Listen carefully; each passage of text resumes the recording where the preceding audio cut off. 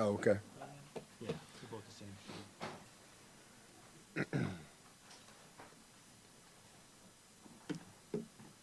Everybody balance?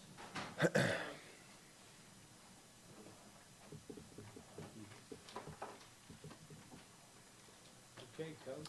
Okay. Well, that was a tale of two halves, that ball game. But really proud of our guys. They were 8-0, and again, there's only been 4 teams in 115 years at Clemson to be 8-0. And as I said earlier, it was great because one of those teams, the 81 team, was in the stands, and the other team was on the field. And so it was a special day for Clemson all the way around. The biggest thing in the game was the turnovers. When you what do we have, 5 or 6? 6. We had 6 turnovers, and we had 1, so I guess we were +5. I mean, you +5 in the turnover margin, you're going to win a bunch of football games. And so just really, really proud of that. It was good to see us cause one on kickoff. And then, obviously, Courtney Brown's game was tremendous. And here's a young man that has been through an awful lot. In fact, I made the point to the team in the locker room after the game is, here's a guy, he's in his 5th year. He's been through a tremendous amount. He redshirted in the middle of his career. Then he comes back this spring and he gets hurt, and it's just kind of one setback after another. And Courtney Brown his just kept a great attitude, and he's kept his eyes on the Lord. He's got a strong faith, and to see him have a game like that on the day that he was named captain against a North Carolina team was pretty neat. Just really happy for him, and only the second guy in, I think, history to have 2 defensive touchdowns like that, and first guy to do it since '54. So great day. 3rd down, we were tremendous defensively. Big challenge that I gave to the team was, listen, we've been kind of dealing with streaks all year long, and we had a back coming in here that's had 5 straight games with 100 yards or more rushing, and we held him to 44 yards. So that was a great accomplishment for our guys. I thought we did a good job with 83, who's a very talented player. I think he had, 16 yards receiving. And so that was an excellent job. And then offensively, Taj Boyd, just another tremendous day. 5 touchdown passes, rushed for 1. I think it's a school record. And 5 different guys. So we continue to spread the ball around. And, again, if there's a secret to our success, that's what it is that we involve a lot of people. And we got a lot of weapons out on the field, and some days it might be the tight end or this receiver or that receiver or the tailback. And so we do a good job of taking advantage of what was there. We really felt like we could throw the football with some success. That was kind of our plan. And we executed it very well outside of missing just a couple of just easy plays that we missed in the first half that if we make it's probably a different halftime. But we came back and scored 35 points in the 3rd quarter, and that was the difference in the game. Nuke Hopkins, Sammy, Martavis Bryant, Dwayne Allen, a lot of guys, again, stepped up with some really good individual performances. And it's the most points in an ACC game for us in 10 years. And let me tell you something, they're a good football team. North Carolina is a very, very capable football team. Very good defense, and so I'm proud of our guys, and really mostly proud of them for the turnover margin. That is just outstanding. Penalties, I think we did a pretty good job in that. I think we had a couple in the first quarter. Well, we had a hit in the back, I think, on the kick right there at the end, but did a good job from a penalty standpoint. So as far as executing our plan to win, another great day at the office from that standpoint. Probably the thing I'm most disappointed on is we gave up the return for a touchdown. That was incredibly frustrating, and we didn't handle the double moves very well on the back end, and just gave them some points that were really sloppy. We fumbled the ball. Our backups didn't play well, and that's probably the thing I was most frustrated with. And that's what I challenged our guys in the locker room. Listen, you backups, when you get an opportunity to play, we don't lower the standard. You play to the standard just like everybody else. And we had some guys that didn't take advantage of their opportunities today. and just got sloppy. That's disappointing, and you got to play them. I mean, the last thing you want to do is get your starter hurt with a 30-something point lead. So it's a little frustrating when those guys go out there and don't perform like you expect them to. But that helps us from our meetings. It helps us in practice, our morale, and so now we'll coach those guys really hard and hopefully develop a little bit more dependable depth, because we haven't had many opportunities like that in the fourth quarter to take the headset off and play some ball. We ain't had many of those chances, so it was good from that regard, but disappointed with how some of those guys played. But again, excited about the win, but it's the same old for us. Just turn the page. We'll enjoy it tonight. We'll go watch some football. Georgia Tech's on. We'll try to get in there and watch them a little bit, and we'll come back in here 6:30 Monday and put this one to bed and learn from it. And got another big challenge next week, 8 o'clock on the road in Atlanta versus Georgia Tech. And, everybody knows what kind of ball game that always is. So, but again, proud of our team, really proud of our staff, and hopefully we can keep it going another week. Any questions? Courtney said that the redshirt year was as much a function of him coming to the conclusion that he wasn't ready mentally to do what he thought he could do physically. He said that he kind of advocated for it as much as anything. Can you talk about that and how rare it is for somebody to take a red shirt after playing for 2 years? Well, it's interesting. He had talked to his pastor that summer. It was something they had talked about. But actually, it was something that I had been thinking about, calling him in and seeing if he would consider doing it. Because he was one of those guys that, he's got all the tools. He just wasn't quite fully developed. Really shouldn't have played as a freshman, to be quite honest with you. But he did, and it is what it is. And, I saw an opportunity with our personnel that we had last year on this football team, when we redshirted him. I saw an opportunity because we were pretty deep at his position. I said, if we could hold this guy, it'll help us, and he needs a 5th year. Plus, I felt like he wasn't going to graduate. He needed another year to graduate. And I called him in and I said, let me run something by you. And as soon as I said that, he said, Coach, you're not going to believe it, but this is what been praying about this summer. And so he was very receptive to it. And I'm glad we were able to do it. And he had a great attitude all year long. He worked really hard on his body. And I'll tell you, he's having a good year for us. He really is. He's had 2 or 3 games now where he's made some plays. And again, just couldn't happen to a better guy. I mean, that was pretty special to see him, have a game like that against his. Again, he's from North Carolina. It's first time he's been captain all year, and it was really good. And his teammates were happy for him as well. That's what it's all about. Coach, the longer the team stays undefeated, the national outside attention keeps coming in. Sammy Watkins had a one-on-one interview on College Game Day today. Now, as a coach, do you find yourself increasing your message to the players to stay humble and work hard, or do you just approach it the same week to week? We got the same formula. We don't change it. I mean, it is what it is. We're with them. I mean, we address everything on a daily basis, that needs to be addressed. But it's really about. I mean, we don't give them a lot of free time when they're here. I mean, it's structured, and we dial them in. And if they're not very focused, then we get them focused.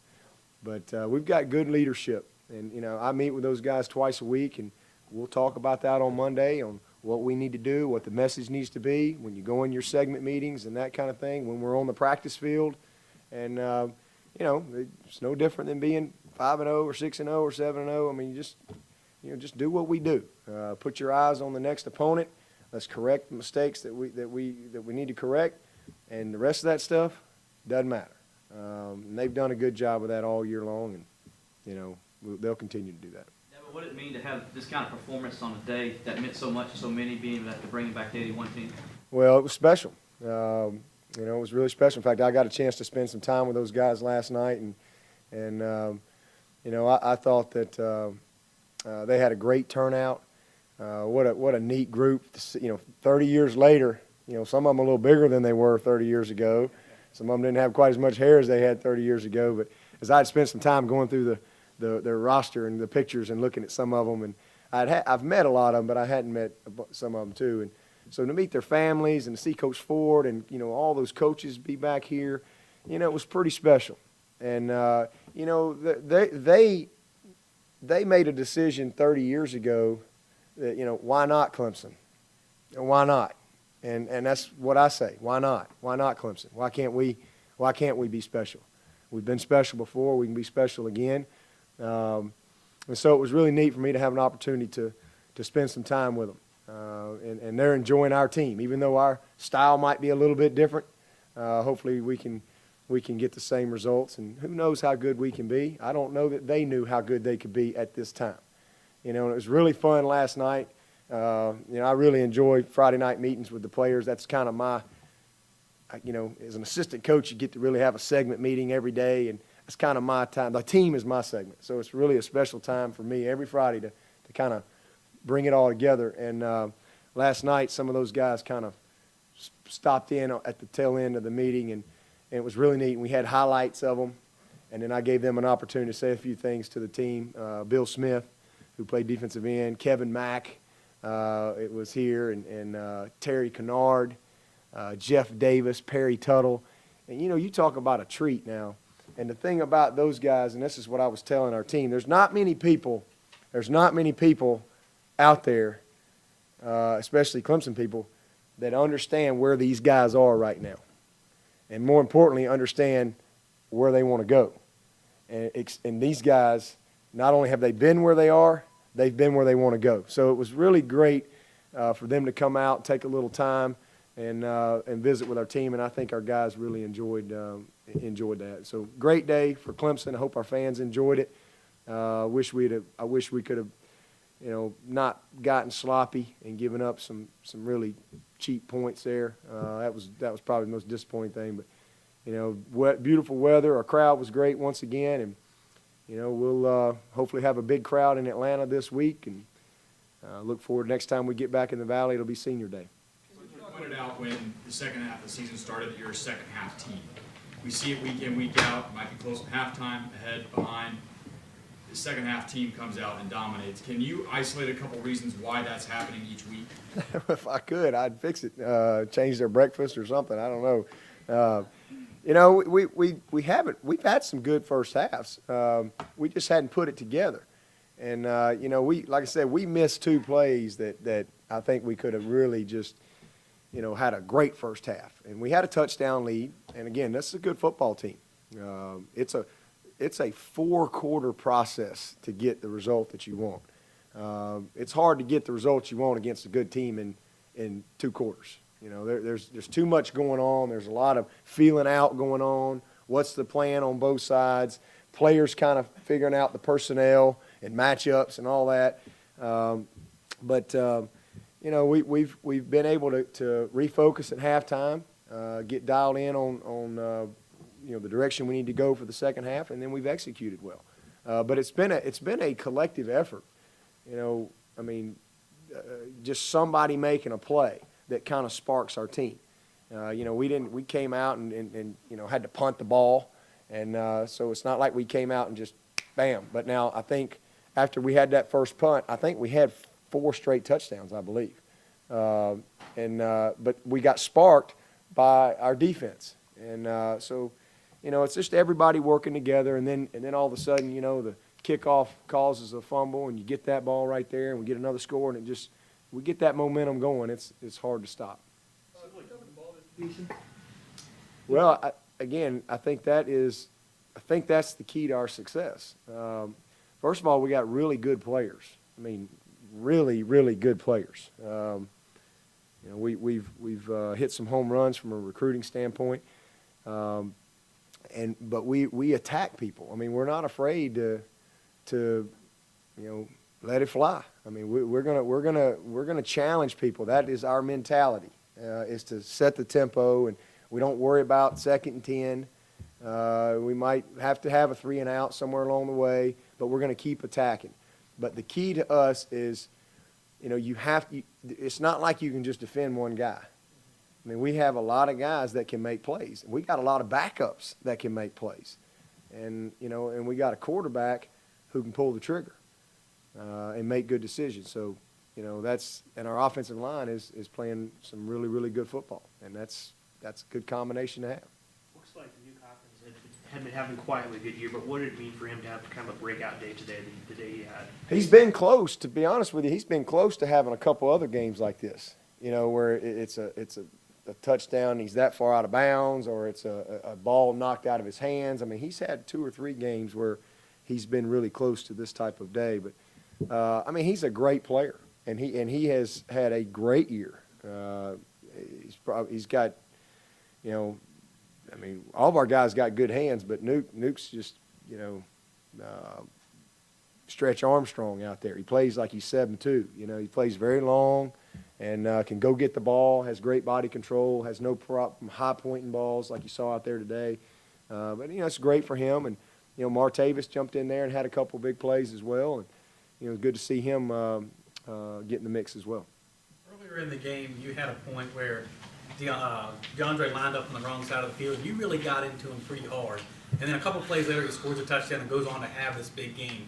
Or do certain guys respond better to that than others? I mean, you got on him pretty good for a couple good minutes, and he just came right back and responded.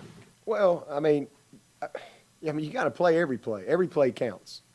So what if you had a great catch? Well, we got to play the next play. And, it was frustrating because we felt like we had a great call for a touchdown, and we had tempo going. And he's lined up wrong, and he's not checking the sideline, and he just missed it. And so we got to call a timeout, and it just kind of killed our rhythm.